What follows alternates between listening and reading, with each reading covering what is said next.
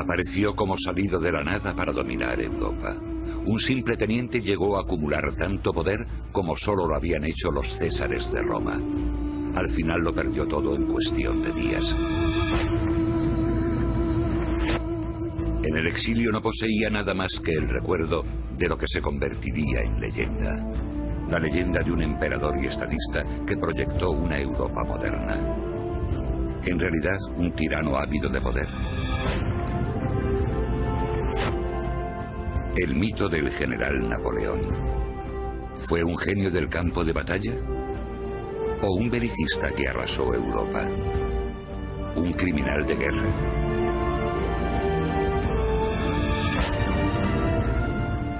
¿Quién es este hombre que en su destierro escribe su historia para las generaciones venideras? ¿Un general que también posee el corazón tierno? Él considera que sí. O al contrario, un frío conquistador también en el campo de batalla del amor. Un hombre que describió su propia muerte. Gracias a un mechón de cabello de Napoleón, los científicos despejarán el último misterio de ese personaje. ¿Lo asesinaron? Napoleón Bonaparte. Hasta hoy siempre ha sido como una esfinge poseedora de múltiples rostros. ¿Qué hay de verdad y qué de leyenda en esta carrera milenaria?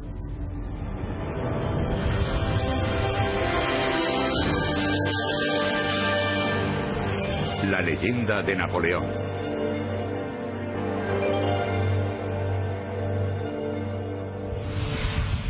Ningún lugar está demasiado lejano. Una frase aplicable al destierro de Napoleón Bonaparte. Primero fue el amo de Europa, después su destructor. Una vez más se prepara para la batalla, pero en vez del sable, ahora se sirve de la pluma. La caída suele empequeñecer al hombre, pero a mí, sin duda, me ha engrandecido. Cada día pasado en esta isla me libera de la imagen de tirano, de asesino, de salvaje.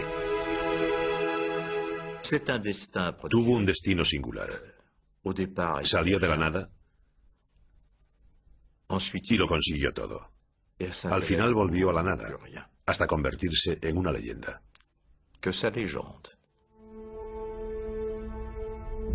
Napoleón luchó al final por ocupar un lugar destacado en la historia. De su fracaso surge un mito inmortal. Ese es su legado. Siguiendo las huellas de la leyenda de Napoleón, visitamos al coleccionista de arte parisino Pierre-Jean Chalencon en su estudio. El testamento manuscrito de Napoleón es la pieza más preciada de su colección, que permite contemplar raras veces. Esta es la pieza más extraordinaria que poseo. A simple vista parece un testamento común y corriente. Podría ser su testamento, el mío. Y ahí reside precisamente su inmensa valía. Napoleón pensaba de forma intemporal y moderna. Y eso le otorga un valor incalculable. Ya puede imaginar que si llegase a venderlo podría vivir de rentas el resto de mi vida. Pero el dinero no lo es todo. Le tengo mucho cariño a esta pieza. Napoleón es como una droga, es mi vitamina C. Napoléon, c'est un petit peu ma drogue, c'est ma vitamine C. Chalencon viene reuniendo piezas relacionadas con Napoleón desde la niñez. Recuerdos que hablan del destino del corso. Muchas proceden del patrimonio de los oficiales que siguieron al emperador caído al exilio. Algunos de esos objetos también acompañaron al emperador en la muerte. Una pieza espectacular que ayudará a resolver el misterio en torno a la muerte de Napoleón. Estaba convencido de que moriría asesinado.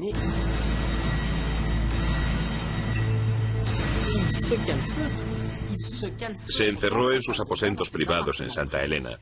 Cargó su carabina y allí permaneció durante muchos días. En esas circunstancias escribió este testamento, firmemente convencido de que querían asesinarlo. ¿Lo asesinaron?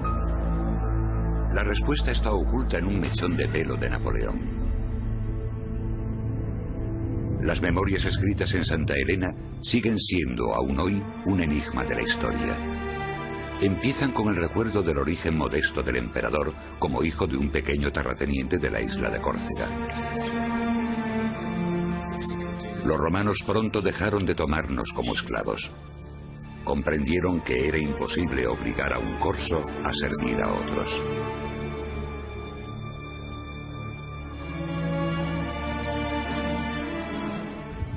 Con 9 años de edad, el joven Napoleón Bonaparte abandona la isla donde nació. Su padre lo envía a la Academia Militar de Brienne. Allí se burlan de él debido a su acento corso, pero el chico marginado pronto se hace respetar. Destaca entre los cadetes no solo por sus grandes dotes para las matemáticas. Al joven Bonaparte también le resulta difícil someterse a la disciplina. Sus profesores comentan: corso de nacimiento y de carácter, este muchacho llegará lejos. Fue el inicio de una carrera milenaria.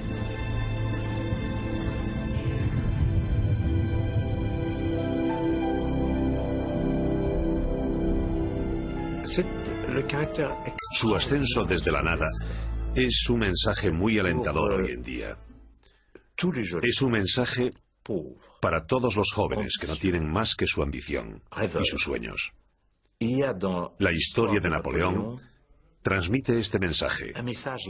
A pesar de que soy un don nadie, puedo llegar a lo más alto.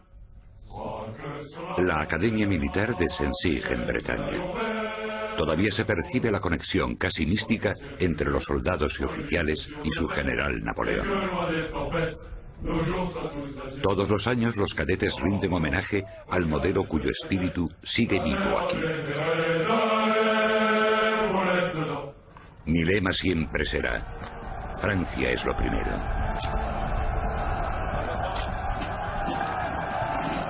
Pero, ¿cómo se conduce el joven Napoleón en el campo de batalla en una época en que la guerra era un pasatiempo para la nobleza?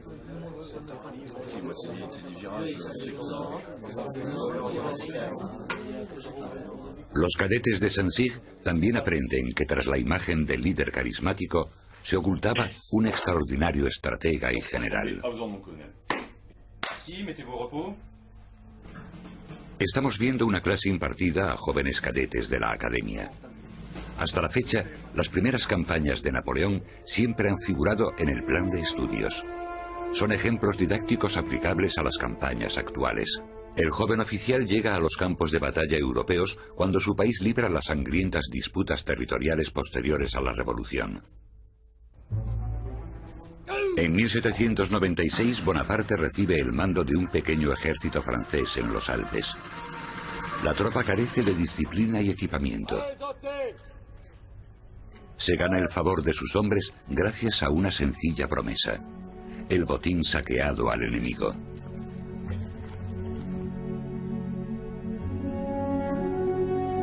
Para los soldados de la arruinada República es un aliciente tentador. Pero los profesores de Saint-Cyr consideran más instructivas la genialidad estratégica y las dotes de improvisación manifestadas por el joven general Napoleón. En su cuartel general instalado en Niza, el nuevo general idea un plan para transformar a los andrajosos soldados en un poderoso ejército, en un ejército de ataque. Los cadetes aprenden cómo desplegar un ejército en una campaña militar en tiempos modernos.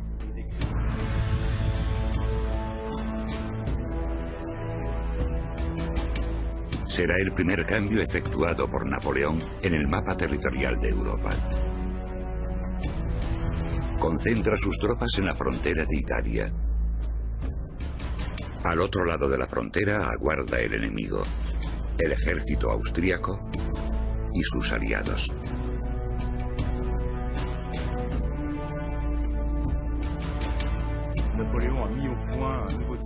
La estrategia aplicada por Napoleón para atacar a este oponente superior revolucionó las tácticas militares. Siguiendo esa estrategia, los alemanes conquistaron Francia con sus tanques en 1940 y los estadounidenses derrotaron al ejército iraquí en la Guerra del Golfo en 1991. Napoleón es un general extraordinario que trascendió a su época. Divide el pesado ejército oponente con increíble velocidad. Allí donde ataca, establece su supremacía. Y ataca constantemente, con todos sus efectivos. Gana 4 batallas en 4 días.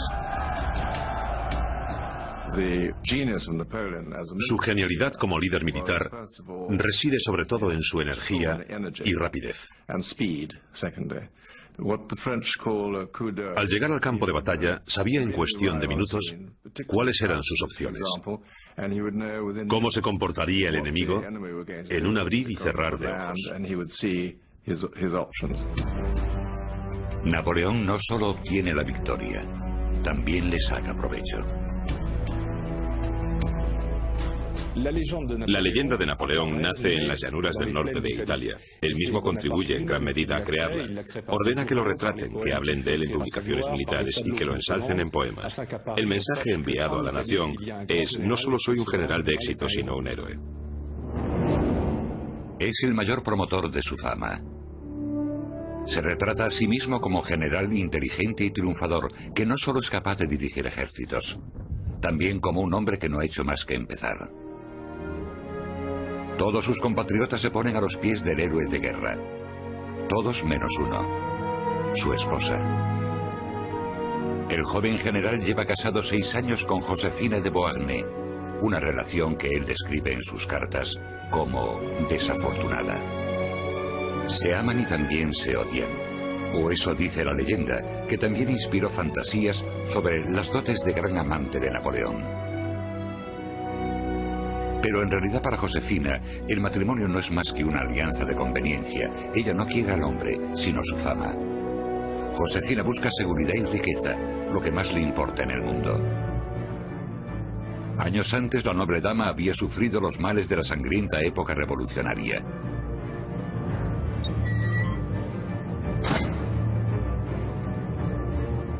Había estado presa en un antiguo monasterio.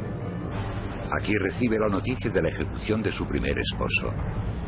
En la pared de la celda escribió Josefina estas palabras llenas de desesperación: es inútil esperar la libertad y una vida sin preocupaciones.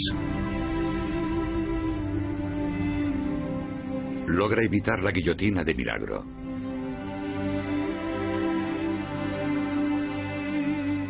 Sus coetáneos apuntan que las crecientes deudas la llevan a los brazos de Napoleón.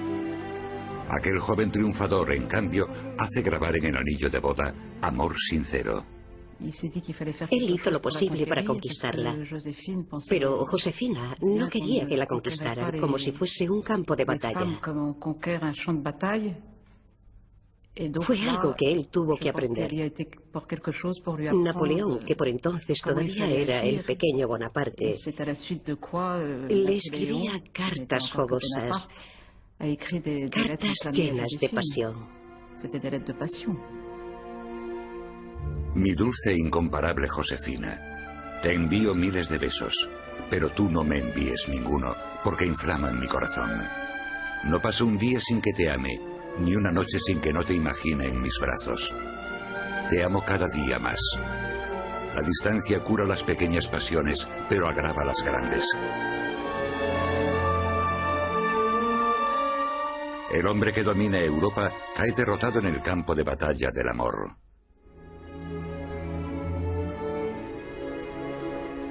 Josefina disfruta de la fama de su esposo, pero su corazón pertenece a otros. Mientras él lucha en el campo de batalla, ella recibe a sus amantes en casa. Cuando Napoleón se entera de sus aventuras, siente que todo en torno a él se derrumba. Nada me importa ya mi fama. Tengo 29 años y estoy harto de todo. Sigamos el rastro del Napoleón enamorado. En el Archivo Nacional de París se custodian tesoros milenarios, por lo general ocultos a la vista del público. Como excepción, hoy se va a abrir la puerta de la caja de seguridad. Aquí se guardan las cartas íntimas de Napoleón a Josefina. Luis Bonaparte, posteriormente Napoleón III, hizo que se guardase aquí la correspondencia de su tío. Para la psicóloga Roswitha Kleiber son una magnífica fuente, ya que estas cartas sustentan la leyenda de Napoleón como gran galán. Napoleón era extremadamente ambicioso y vivió siempre anhelando algo. Así que creía firmemente en el mito del soberano, del conquistador que siempre debe triunfar. Esta científica es experta en análisis histórico a través de la escritura. Le preguntamos, ¿realmente lo dejaría todo este hombre por el amor de una mujer?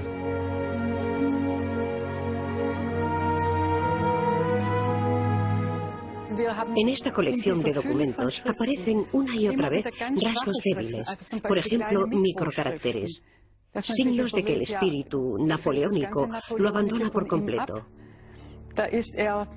Dejan entrever a un hombre débil, que en realidad está muy necesitado de cariño. Plasman esos bajones de ánimo en los que Napoleón cae con facilidad. Si llegaba a casa cansado y no encontraba una carta de ella, entonces caía en el abatimiento total. Y 1 o 2 días más tarde los rasgos siguen apareciendo, también sin estar Josefina.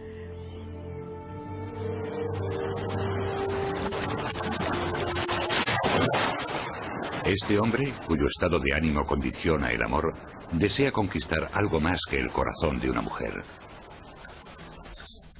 En mí surgió la ambición de lograr algo grande, algo que hasta entonces me había parecido un sueño inalcanzable. De haber gobernado Francia durante 40 años, la habría convertido en el imperio más hermoso que haya existido. Francia habría sido dueña de Egipto y también de la India. Habría creado allí un imperio como Alejandro. Habría ido a la Meca y habría rezado allí mis plegarias. De haber permanecido en Egipto, hoy sería emperador de Oriente. Oriente busca un líder.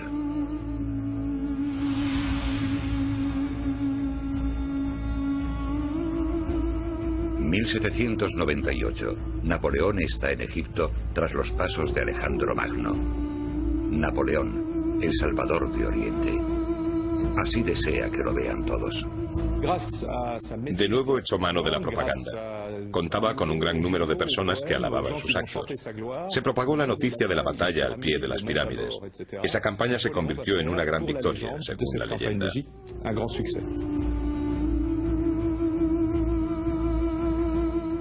También sus investigaciones son legendarias. Los científicos patrocinados por Napoleón descubrieron los tesoros de una civilización desaparecida. Posteriormente, la piedra Rosetta ayudaría a descifrar la antigua escritura egipcia, los jeroglíficos. Descripción de Egipto, la monumental obra que engloba todos los nuevos conocimientos adquiridos por los investigadores patrocinados por Napoleón. Estudian las pirámides y los animales y plantas del país. Toman medidas de la Esfinge, símbolo de todos los misterios, uno de los muchos logros de esta campaña científica.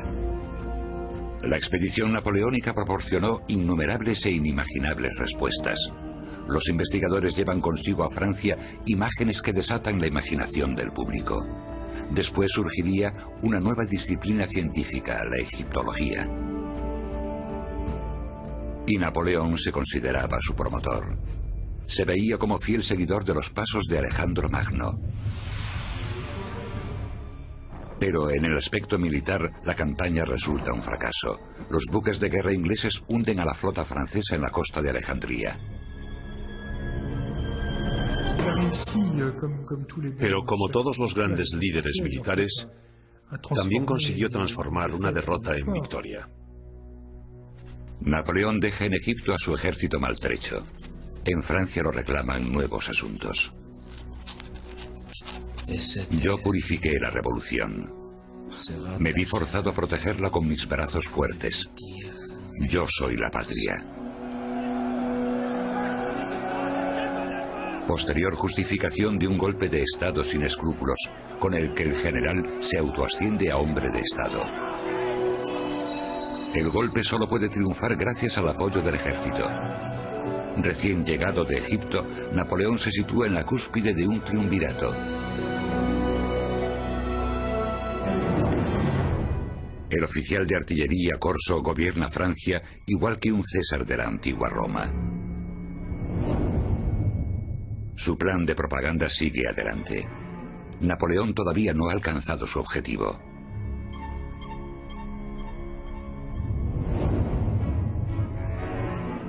¿Trajo la libertad o la tiranía a la nación? Según dice la leyenda, como cónsul trabaja sin desmayo por el beneficio del país, con proyectos para una Francia moderna con la gloria de antaño. El cónsul Napoleón dirigía el país como una empresa moderna. Lo que más me maravilla es su capacidad para gobernar y para delegar.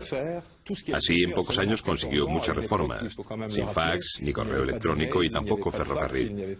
Puede decirse que fue el primer gerente de empresa al frente de una nación.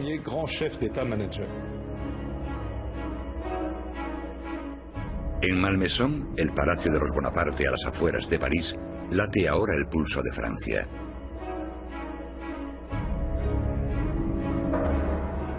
Pero Napoleón no solo gobierna con gestos.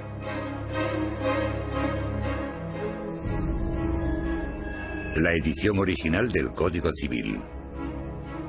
Un conjunto de leyes que refleja el proyecto del estadista Napoleón. Una ley igual para todos.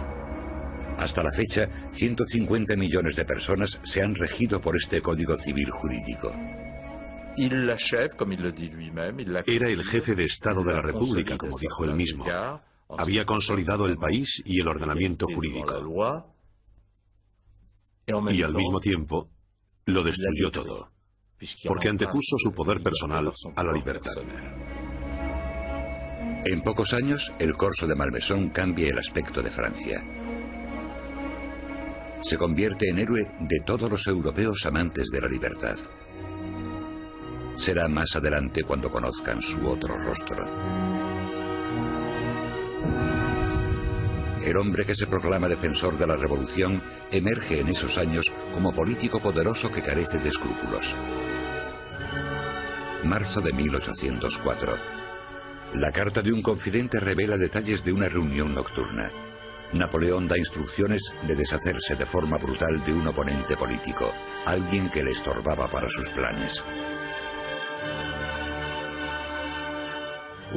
Napoleón quería ser emperador, necesitaba un golpe de efecto público, y ese golpe de efecto lo consiguió atacando a un miembro de la antigua familia real y acusándolo de conspiración contra la República y posteriormente ordenando su muerte.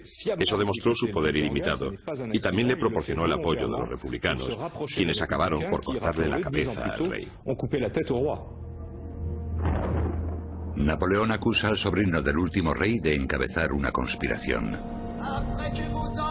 No hay pruebas del delito, pero la sentencia contra el duque de Enghien ya está decidida de antemano. Un asesinato político.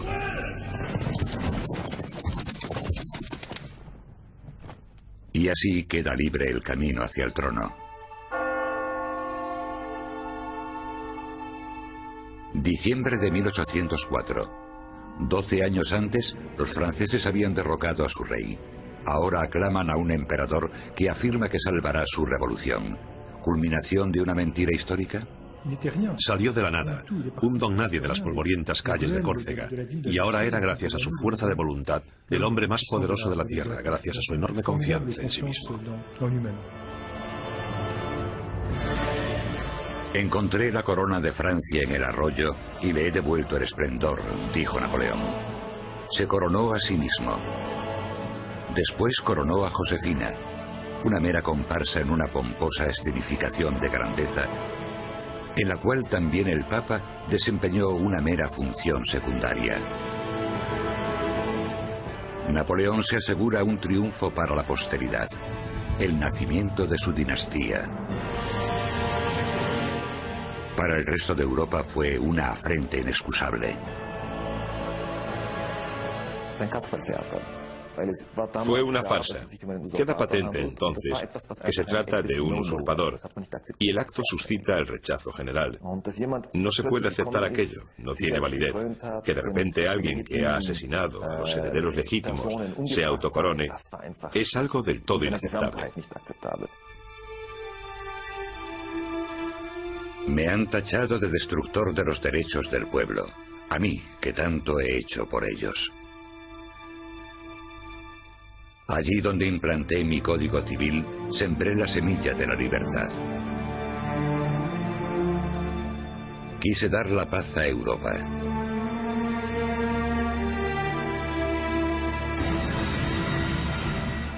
Pero Europa nunca dejó de enfrentarse a mí.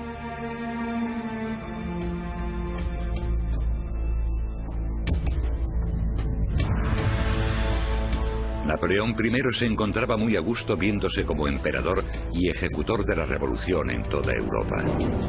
¿Leyenda o realidad? Los monarcas del continente plantan cara al nuevo emperador.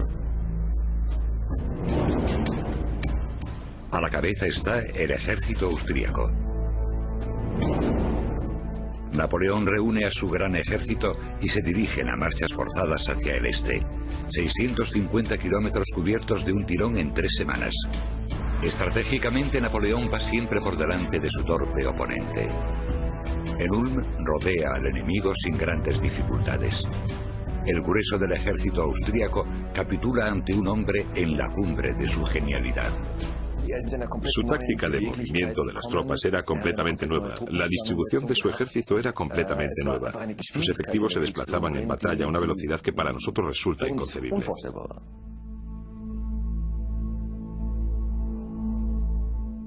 Y había creado un ejército dispuesto a obedecerle de forma incondicional. Restos del ejército invasor.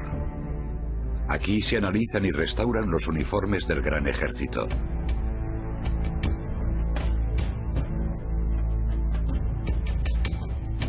Los expertos están sorprendidos de la gran calidad del equipo militar que se ha conservado hasta hoy en día. Napoleón había extendido por toda Europa una industria en toda regla que equipaba en exclusiva a su ejército. Así empezó Napoleón la conquista. Siempre tomando la iniciativa, escoge el lugar de la batalla que acabará cambiando Europa. Austerlitz. El zar de Rusia reúne 70.000 soldados. Napoleón se dispone a derrotarlo con astucia.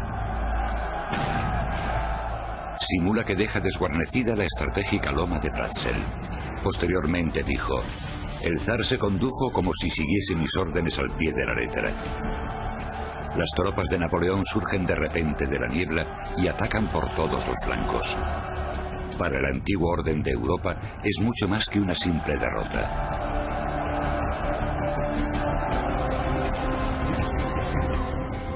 Es el comienzo de una nueva era. Napoleón asciende a la cumbre del poder. En la patria deja constancia de sus victorias grabadas en granito y mármol.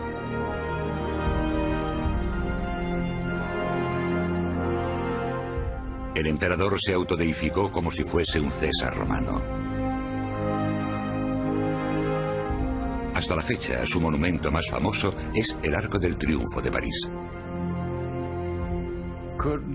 ¿Pudo haberse detenido después de Austerlitz, por ejemplo? Su oponente Wellington dijo una vez: los conquistadores son como balas de cañón. Si pierden velocidad, caen. Napoleón era de esa condición. Siempre tenía que seguir adelante. Era un hombre de acción. Napoleón somete al continente.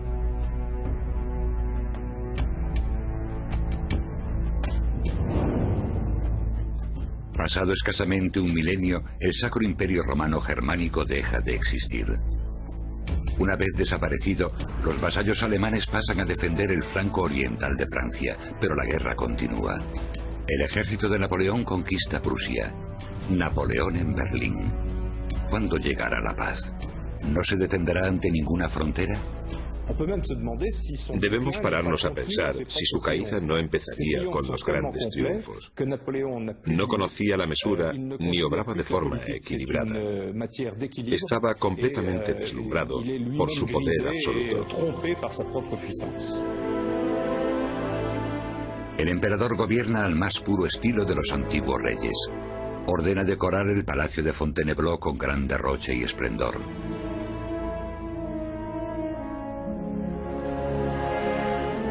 Desde aquí Napoleón gobierna Europa como si fuese un ejército, con incansable energía y mano dura. Maneja el continente como si fuese una colonia. Sienta a sus parientes en el trono de los países conquistados.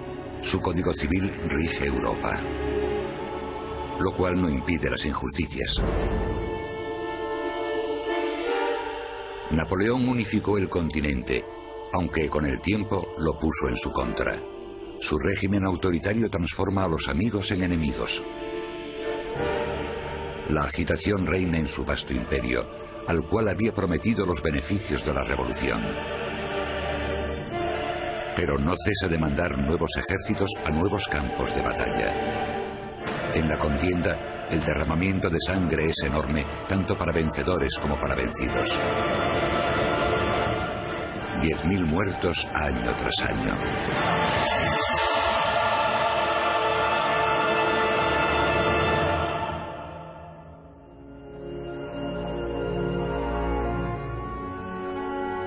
Napoleón, que se había autonombrado padre de sus soldados, contempla impotente cómo toda una generación muere en el campo de batalla. Es lo que dice la leyenda. En realidad, el que iba a traer la libertad y fraternidad se convierte en un cínico alejado de la realidad. Se burla de los heridos en combate. Una noche en París os repondrá. Mientras el continente está en llamas, el emperador se entrega gustoso a los placeres de su posición. Tiene innumerables aventuras amorosas. El Napoleón romántico también ha inspirado a Hollywood.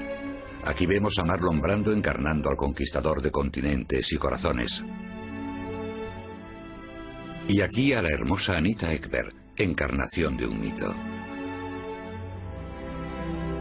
Greta Garbo interpretó a la condesa polaca María Walewska, a quien los aristócratas de su país presionan para que conquiste el corazón de Napoleón y así salve a Polonia.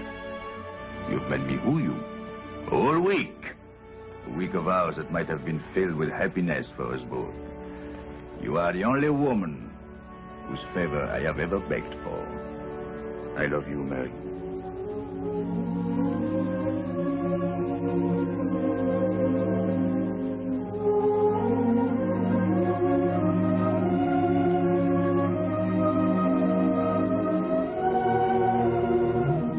La hermosa condesa no consiguió su propósito ni en la ficción cinematográfica ni en la historia real.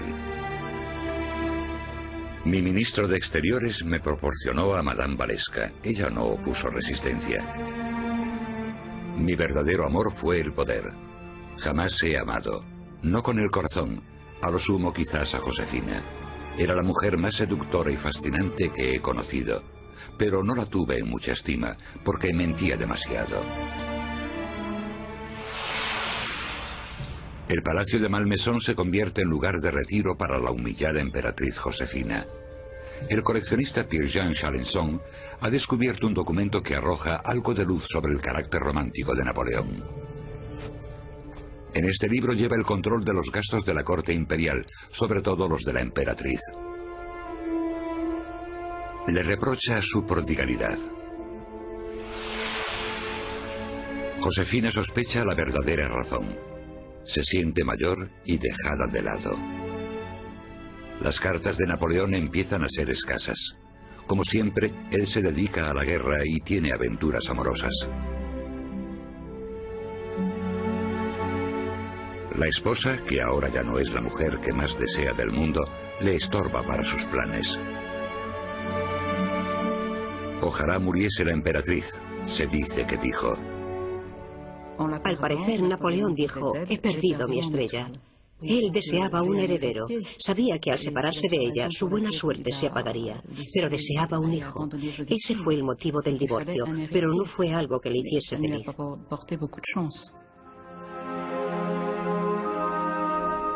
En los aposentos de Fontainebleau pronto se instala una nueva esposa. La boda con María Luisa de Habsburgo tiene como fin establecer una alianza con Austria. La noche de bodas satisface a Napoleón. Es joven, sana, buena e inocente.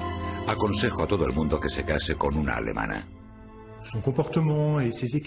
Respecto a su relación con las mujeres, lo que dijo de ellas, lo que escribió sobre ellas, la verdad es que me sorprende. No sintió amor por ellas, solo las utilizó. María Luisa le dio el deseado heredero.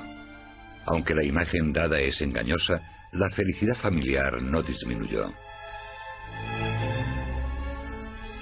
Los últimos pasos hacia la monarquía absoluta apenas requirieron esfuerzo. Si los rusos no hubiesen incendiado Moscú, me habría adueñado de Rusia. 1812. Napoleón avanza contra Rusia. Sin resistencia, el gran ejército entra en Moscú. Pero entonces, la ciudad estalla en una enorme bola de fuego.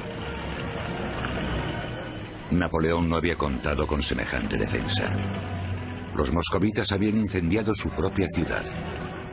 Napoleón parece haber llegado al punto crucial de su carrera.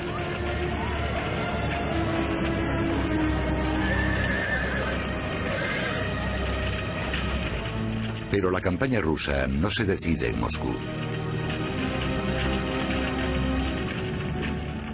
Cuando el enorme ejército se pone en marcha, ya está perdido.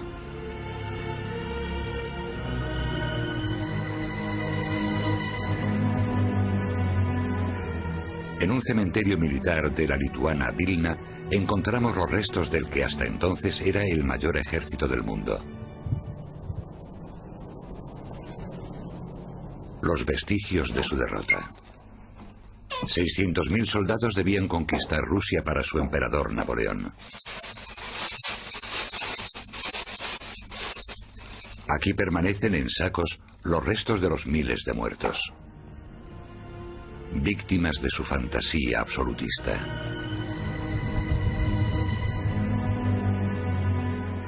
Casi una tercera parte de los soldados ni siquiera llegó a completar la marcha. Murieron de hambre o de sed o desertaron.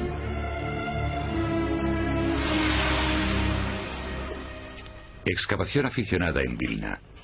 Por casualidad, unos albañiles encontraron en el otoño de 2001 huesos humanos enterrados.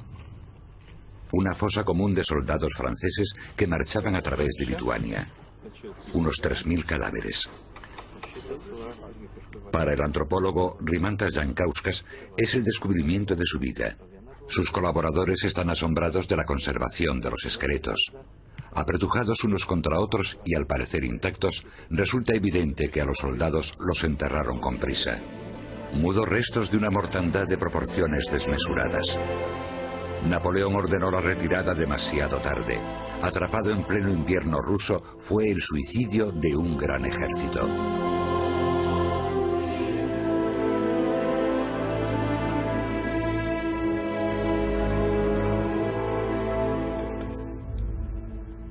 Laboratorio de Patología de la Universidad de Vilna.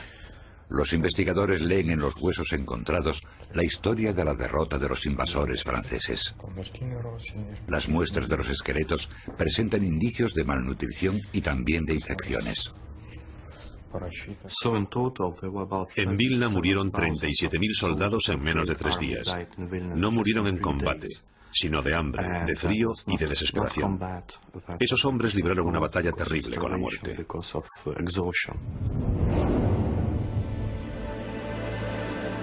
El comandante que los condena a muerte solo tiene en mente su propio futuro.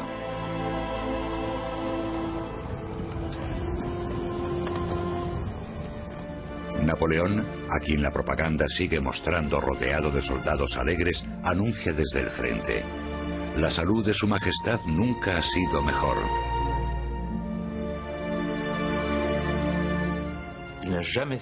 Era su mayor defecto. Solo se preocupaba por sí mismo, nada más. Esa es la contrapartida de su genio. Tras el fracaso de la campaña y depuesto como monarca, Napoleón es condenado por primera vez al exilio. Lo destierran a la isla mediterránea de Elba, demasiado cerca de Francia, porque poco después regresa, aprovechando la debilidad de los nuevos gobernantes del país. Una vez más se gana el apoyo del ejército. Las unidades que tienen orden de detener su avance hacia París desertan. Hasta Grenoble fui un aventurero, escribiría después. Allí volví a convertirme en soberano. Un triunfo peligroso en opinión de la psicografóloga. Había perdido el norte, y al final eso acabó costándole su propia existencia. Se endiosó y perdió el contacto con la realidad. El mito se había apoderado de él por completo. Este campo de batalla decide su destino. La cima del monte belga de Waterloo. Aquí se lo juega todo a una carta y libra su batalla decisiva.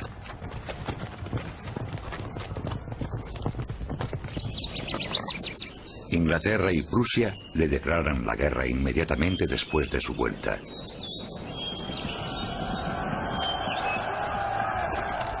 Ahora el emperador está considerado como el enemigo número 1 de Europa. Como siempre, él toma la iniciativa. Pero esta vez Napoleón pasa por alto el mejor momento para el ataque.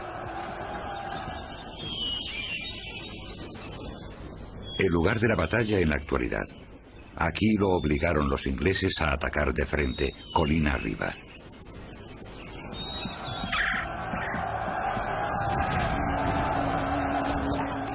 De nuevo lleva al enemigo al borde de la derrota. Pero el azar lo decide todo.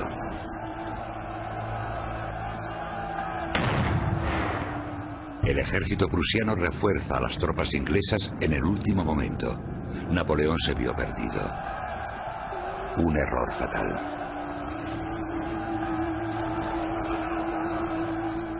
Napoleón se ve forzado a retirarse. Waterloo selló su caída en desgracia. Pero podría haber sido diferente. ¿Y si Napoleón hubiese triunfado en esta batalla? Después de Waterloo, habría habido otra batalla. Y Napoleón no la habría ganado. Pero no lo habrían derrotado los ingleses, sino los austríacos, prusianos y rusos. No se habría producido lo que a partir de 1815 y durante los siguientes 100 años se denominó como la paz británica, la Pax Britannica. Habría sido una paz dictada por Austria, Rusia y Prusia. Y como consecuencia, Europa habría tenido otra configuración.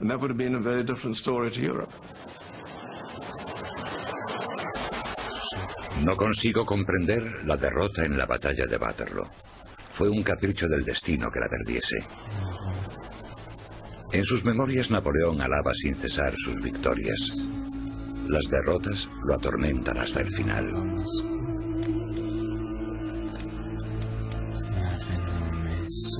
De haber hallado la muerte en Moscú, tendría fama de ser un conquistador sin parangón.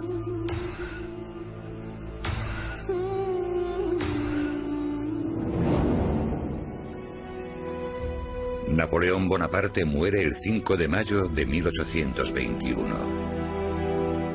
El emperador caído ofrece un aspecto lamentable en su lecho de muerte. En los últimos días, pocas veces estuvo consciente.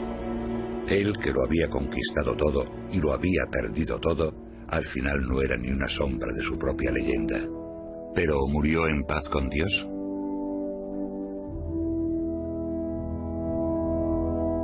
Napoleón vaticinó su propia muerte con lúgubres presagios. Hagan la autopsia a mi cadáver.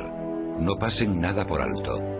El horror de mis últimas horas no se lo deseo ni a mis peores enemigos. Hasta hoy ha existido polémica sobre el motivo de la muerte de Napoleón.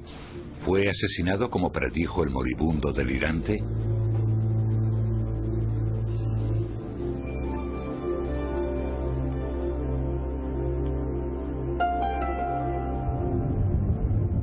Desde hace un cuarto de siglo, el experto en patología Thomas Hilmars de Ottawa investiga sobre la causa de la muerte de Napoleón. Sabe que hasta la fecha el informe oficial de la autopsia realizada en Santa Elena resulta polémico. Según ese informe, Napoleón murió de cáncer de estómago. Pero Hilmars conoce también la teoría que dice que lo envenenaron con arsénico. ¿Quién pudo haberlo hecho? ¿Su guardián inglés? ¿Una criada? ¿O quizás su médico? El profesor Hilmars también conoce las incongruencias del informe de la autopsia. Los médicos dicen que, aun moribundo, Napoleón gozaba de buen apetito, algo poco habitual en el cáncer de estómago.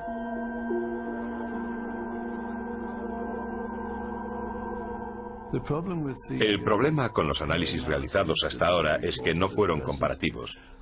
Es necesario hacer una prueba fiable y definitiva sobre presencia de arsénico en el cabello de Napoleón. En algunas de las muestras se hallaron diferentes cantidades de arsénico, pese a que los cabellos habían sido cortados el mismo día. Necesitamos un análisis comparativo, hecho con cabello de Napoleón de la época anterior al exilio. Un caso poco habitual para los investigadores de la Universidad Técnica de Múnich. Con ayuda del coleccionista de arte Pierre-Jean Chalençon, quieren resolver de una vez por todas el misterio en torno a la muerte de Napoleón. Gracias a la ayuda de Chalençon, ahora disponen de 2 muestras de cabello para la prueba. Los investigadores preparan un cabello tomado a Napoleón en el momento de su muerte y una segunda muestra tomada en el año 1814. Mediante esta prueba se podrá comprobar si hubo envenenamiento continuo y prolongado con arsénico. Estamos en el reactor del Instituto Hahn-Meitner. Aquí desvelan sus secretos los cabellos de Napoleón sometidos a radiación radiactiva. El resultado es claro. En el momento de la muerte los valores indican una concentración inocua de arsénico, mucho menor que en el año 1814 cuando se sabe que Napoleón estaba sano. Aparte del hecho de que las investigaciones científicas no proporcionan respaldo a la teoría del asesinato, tampoco aportan detalle alguno sobre el motivo o el posible autor. El supuesto asesinato es el último gran mito sobre Napoleón. Napoleón Bonaparte. Su legado ha conservado su gran importancia hasta nuestros días. Las memorias de Santa Elena plasman el ascenso y caída de un genio intemporal.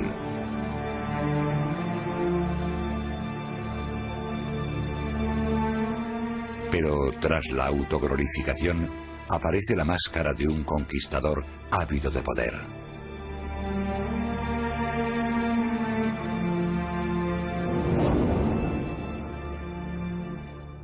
Fue un estadista visionario y defensor del progreso. Y lo sacrificó todo por su ambición sin límites.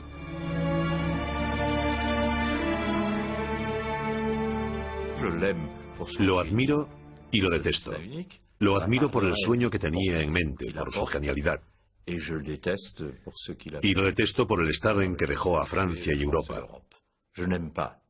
Odio a los conquistadores que lo sacrifican todo por su ambición, aunque sean genios.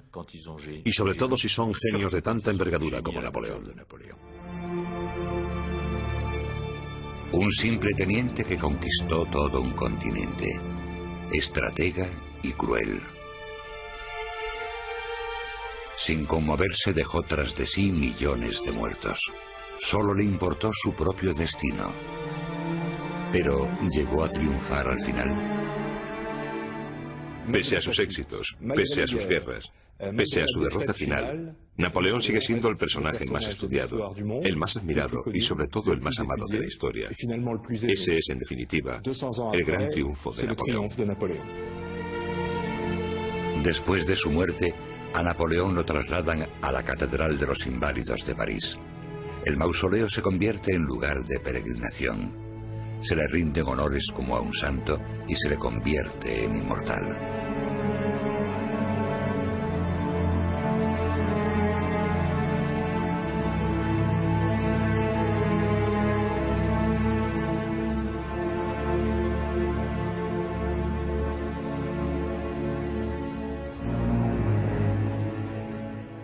La egiptología. Y Napoleón se consideraba su promotor. Se veía como fiel seguidor de los pasos de Alejandro Magno. Pero en el aspecto militar, la campaña resulta un fracaso. Los buques de guerra ingleses hunden a la flota francesa en la costa de Alejandría. Pero como todos los grandes líderes militares, también consiguió transformar una derrota en victoria. Napoleón deja en Egipto a su ejército maltrecho. En Francia lo reclaman nuevos asuntos. Yo purifiqué la revolución. Me vi forzado a protegerla con mis brazos fuertes. Yo soy la patria. Posterior justificación de un golpe de Estado sin escrúpulos, con el que el general se autoasciende a hombre de Estado. El golpe solo puede triunfar gracias al apoyo del ejército.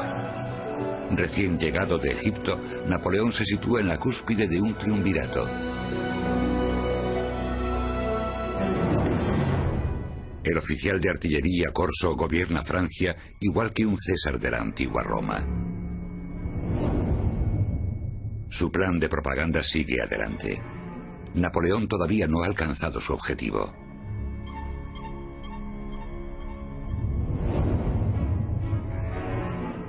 Trajo la libertad o la tiranía a la nación. Según dice la leyenda, como cónsul trabaja sin desmayo por el beneficio del país, con proyectos para una Francia moderna con la gloria de antaño. El cónsul Napoleón dirigía el país como una empresa moderna. Lo que más me maravilla es su capacidad para gobernar y para delegar. Así, en pocos años consiguió muchas reformas, sin fax, ni correo electrónico y tampoco ferrocarril.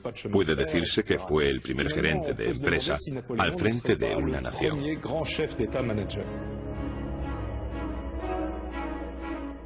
En Malmaison, el palacio de los Bonaparte a las afueras de París, late ahora el pulso de Francia.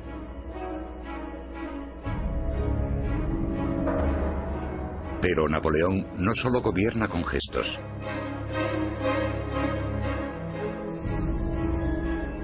La edición original del Código Civil. Un conjunto de leyes que refleja el proyecto del estadista Napoleón. Una ley igual para todos. Hasta la fecha, 150 millones de personas se han regido por este Código Civil jurídico. Era el jefe de Estado de la República, como dijo él mismo. Había consolidado el país y el ordenamiento jurídico. Y al mismo tiempo, lo destruyó todo, porque antepuso su poder personal a la libertad. En pocos años, el Corso de Malmaison cambia el aspecto de Francia. Se convierte en héroe de todos los europeos amantes de la libertad.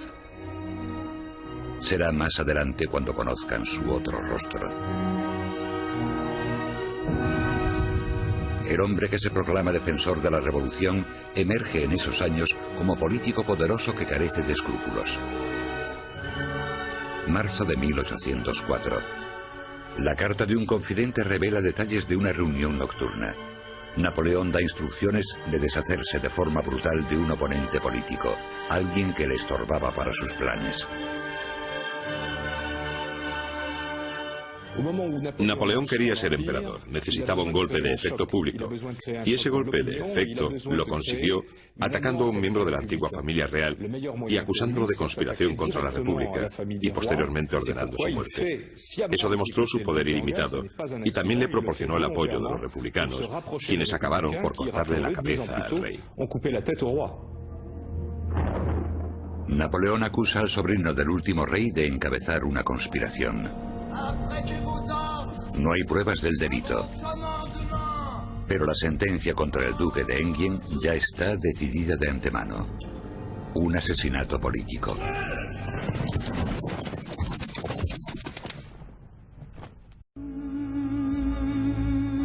Apareció como salido de la nada para dominar Europa.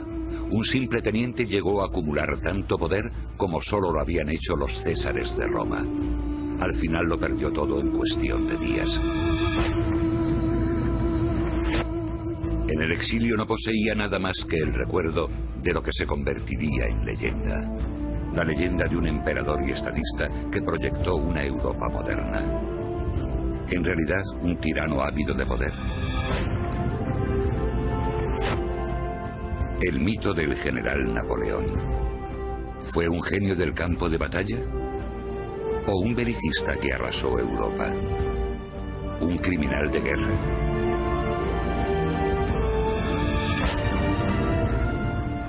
¿Quién es este hombre que en su destierro escribe su historia para las generaciones venideras? ¿Un general que también posee el corazón tierno? Él considera que sí.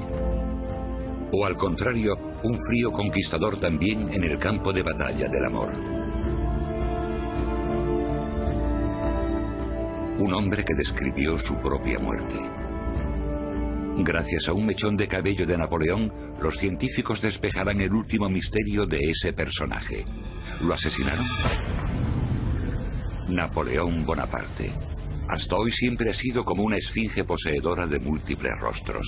¿Qué hay de verdad y qué de leyenda en esta carrera milenaria?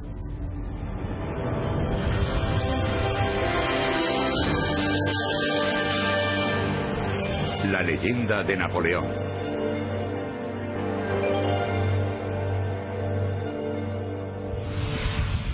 Ningún lugar está demasiado lejano. Una frase aplicable al destierro de Napoleón Bonaparte. Primero fue el amo de Europa, después su destructor. Una vez más se prepara para la batalla, pero en vez del sable, ahora se sirve de la pluma. La caída suele empequeñecer al hombre, pero a mí, sin duda, me ha engrandecido. Cada día pasado en esta isla me libera de la imagen de tirano, de asesino, de salvaje.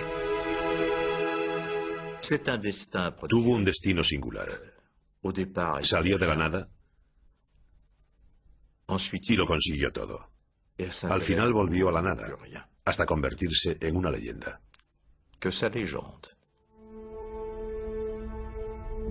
Napoleón luchó al final por ocupar un lugar destacado en la historia. De su fracaso surge un mito inmortal. Ese es su legado. Siguiendo las huellas de la leyenda de Napoleón, visitamos al coleccionista de arte parisino Pierre-Jean Chalencon en su estudio. El testamento manuscrito de Napoleón es la pieza más preciada de su colección, que permite contemplar raras veces. Esta es la pieza más extraordinaria que poseo. A simple vista parece un testamento común y corriente. Podría ser su testamento, el mío. Y ahí reside precisamente su inmensa valía. Napoleón pensaba de forma intemporal y moderna. Y eso le otorga un valor incalculable. Ya puede imaginar que si llegase a venderlo podría vivir de rentas el resto de mi vida. Pero el dinero no lo es todo.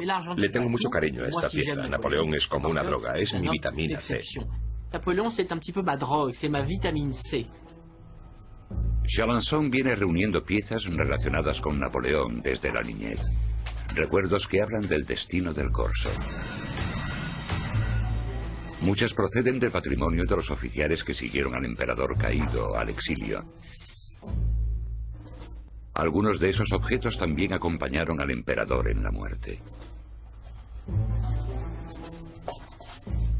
Una pieza espectacular que ayudará a resolver el misterio en torno a la muerte de Napoleón. Estaba convencido de que moriría asesinado.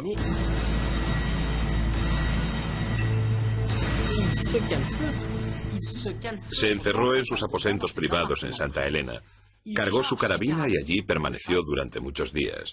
En esas circunstancias escribió este testamento, firmemente convencido de que querían asesinarlo.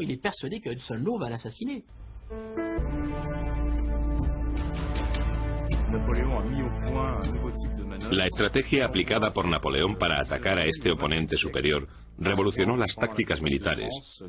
Siguiendo esa estrategia, los alemanes conquistaron Francia con sus tanques en 1940 y los estadounidenses derrotaron al ejército iraquí en la Guerra del Golfo en 1991.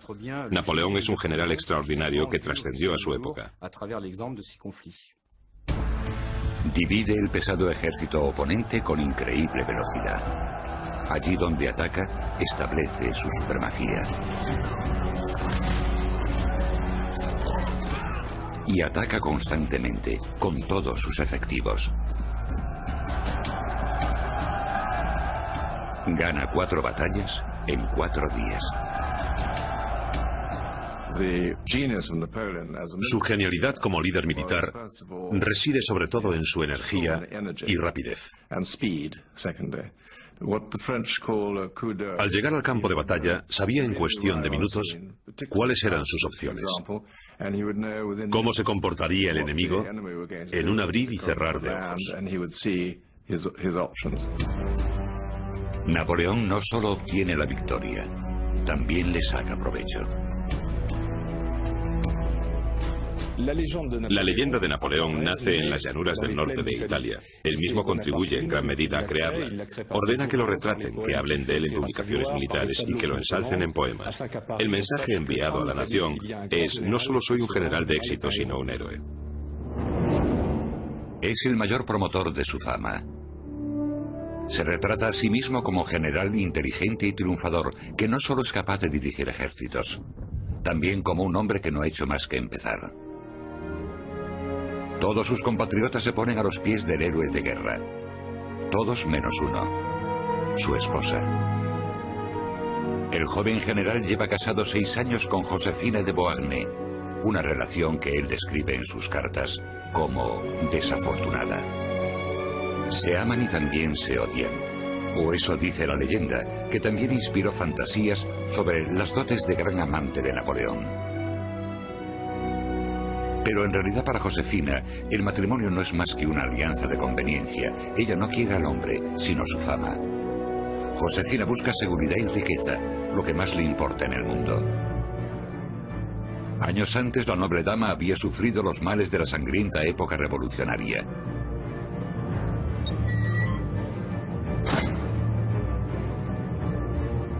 Había estado presa en un antiguo monasterio.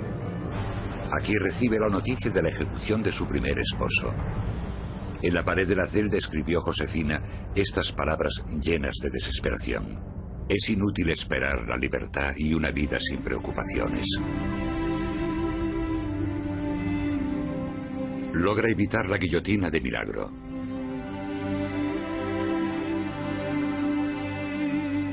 Sus coetáneos apuntan que las crecientes deudas la llevan a los brazos de Napoleón. Aquel joven triunfador, en cambio, hace grabar en el anillo de boda amor sincero. Él hizo lo posible para conquistarla, pero Josefina no quería que la conquistara, como si fuese un campo de batalla. Fue algo que él tuvo que aprender. Napoleón, que por entonces todavía era el pequeño Bonaparte, le escribía cartas fogosas, cartas llenas de pasión. Mi dulce e incomparable Josefina, te envío miles de besos, pero tú no me envíes ninguno, porque inflaman mi corazón. No pasa un día sin que te ame, ni una noche sin que no te imagine en mis brazos. Te amo cada día más. La distancia cura las pequeñas pasiones, pero agrava las grandes. El hombre que domina Europa cae derrotado en el campo de batalla del amor.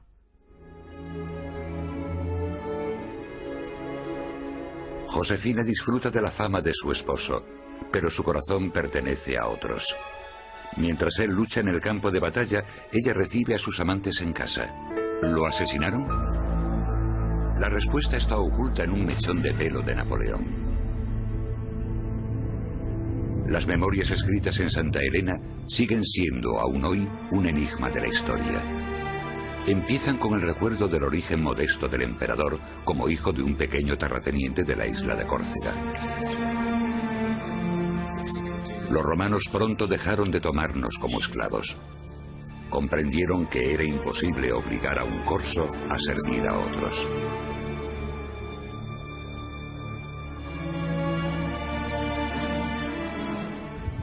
Con 9 años de edad, el joven Napoleón Bonaparte abandona la isla donde nació. Su padre lo envía a la Academia Militar de Brienne. Allí se burlan de él debido a su acento corso, pero el chico marginado pronto se hace respetar. Destaca entre los cadetes no solo por sus grandes dotes para las matemáticas. Al joven Bonaparte también le resulta difícil someterse a la disciplina. Sus profesores comentan: corso de nacimiento y de carácter, este muchacho llegará lejos. Fue el inicio de una carrera milenaria.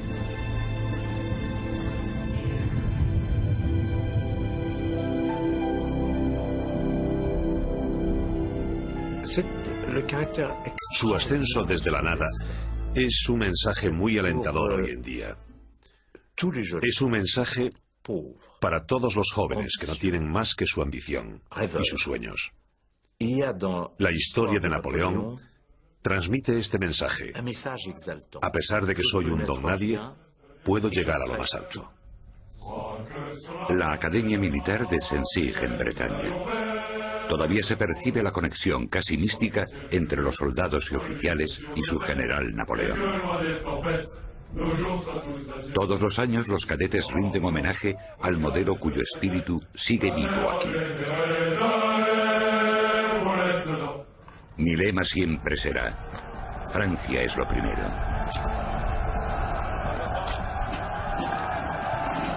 Pero, ¿cómo se conduce el joven Napoleón en el campo de batalla en una época en que la guerra era un pasatiempo para la nobleza?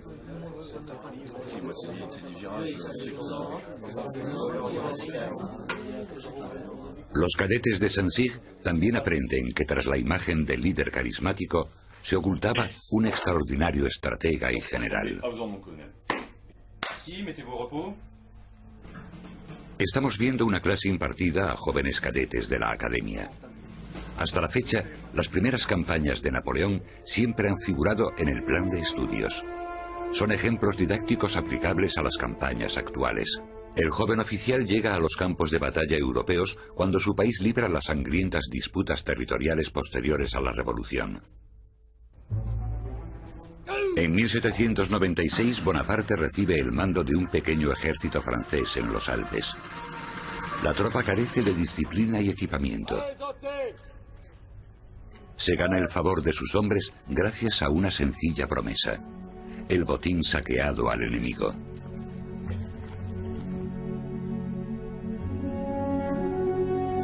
Para los soldados de la arruinada República es un aliciente tentador.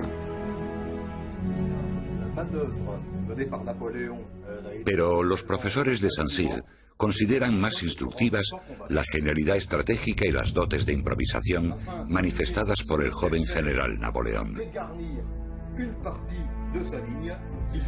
En su cuartel general instalado en Niza, el nuevo general idea un plan para transformar a los andrajosos soldados en un poderoso ejército, en un ejército de ataque. Los cadetes aprenden cómo desplegar un ejército en una campaña militar en tiempos modernos.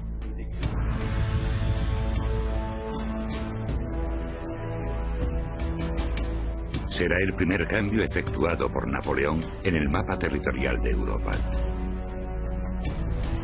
Concentra sus tropas en la frontera de Italia. Al otro lado de la frontera aguarda el enemigo, el ejército austríaco y sus aliados.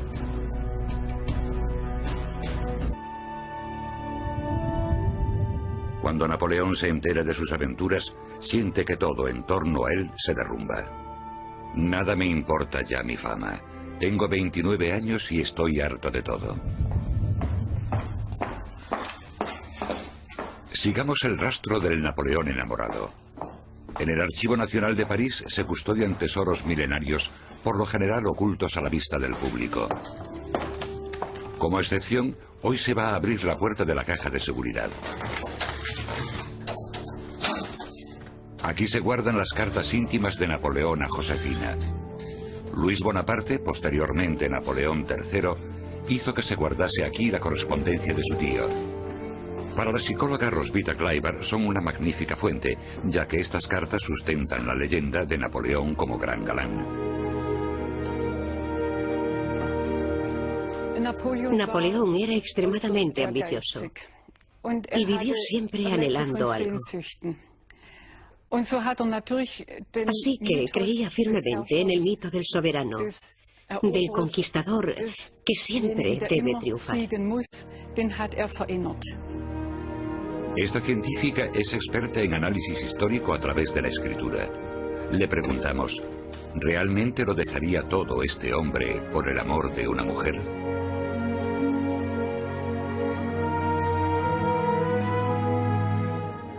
En esta colección de documentos aparecen una y otra vez rasgos débiles, por ejemplo, microcaracteres, signos de que el espíritu napoleónico lo abandona por completo. Dejan entrever a un hombre débil, que en realidad está muy necesitado de cariño. Plasman esos bajones de ánimo en los que Napoleón cae con facilidad. Si llegaba a casa cansado y no encontraba una carta de ella, entonces caía en el abatimiento total. Y 1 o 2 días más tarde los rasgos siguen apareciendo, también sin estar Josefina.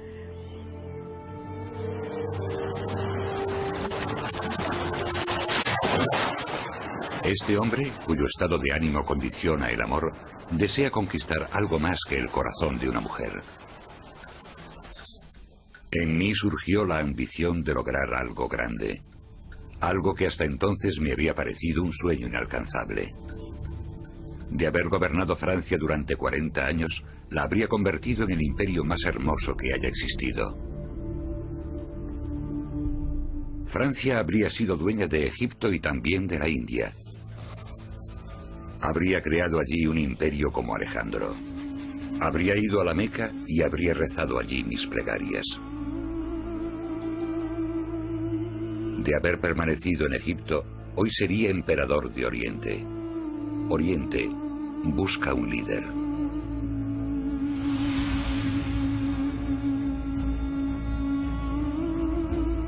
En 1798, Napoleón está en Egipto tras los pasos de Alejandro Magno.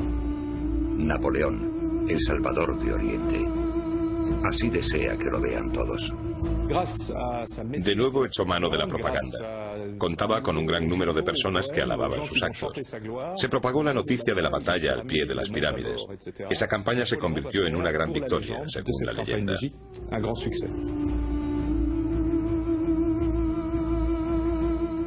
También sus investigaciones son legendarias. Los científicos patrocinados por Napoleón descubrieron los tesoros de una civilización desaparecida.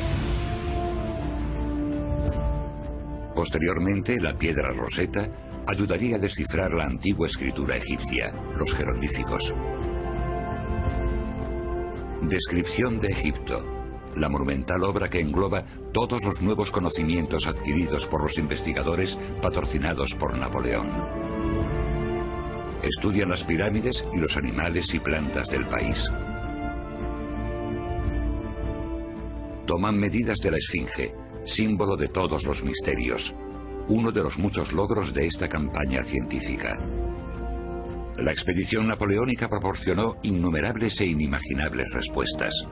Los investigadores llevan consigo a Francia imágenes que desatan la imaginación del público. Después surgiría una nueva disciplina científica.